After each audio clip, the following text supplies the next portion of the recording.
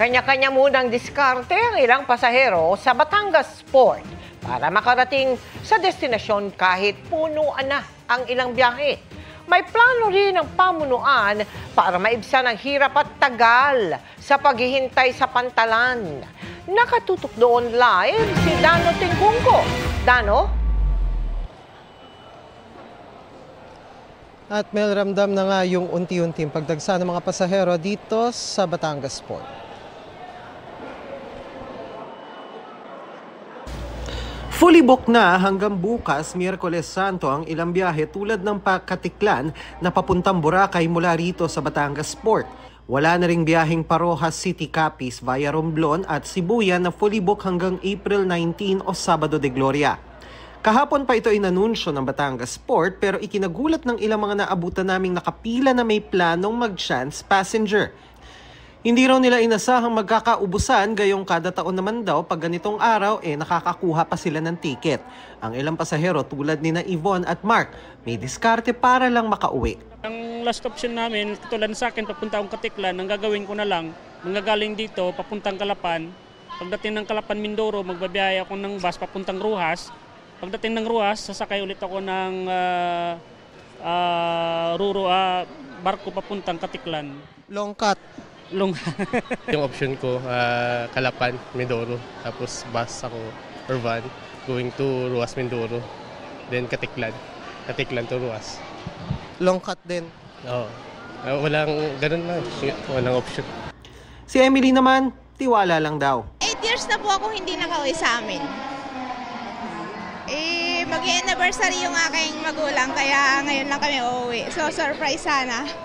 Naku ate, paano yan? Fully booked. Hindi ko alam kung paano.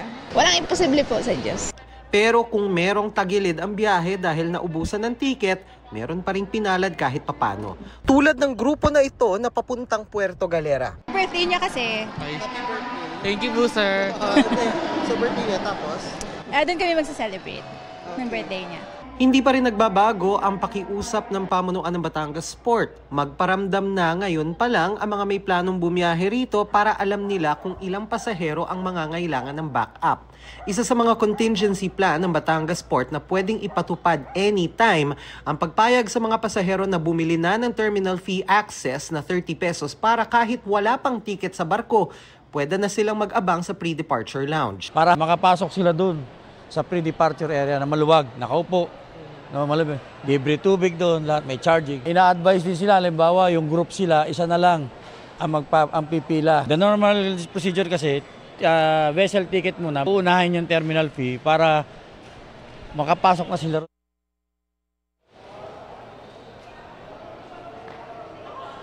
At Mel, sa mga oras na ito, yung nasa aking likuran na mga pilahan ng ticket, ito yung mga pakalapan Oriental Mindoro. Sa ngayon, dahil may mga biyahe ng gabi, meron ilan-ilan na mga nakapila na mga pasahero.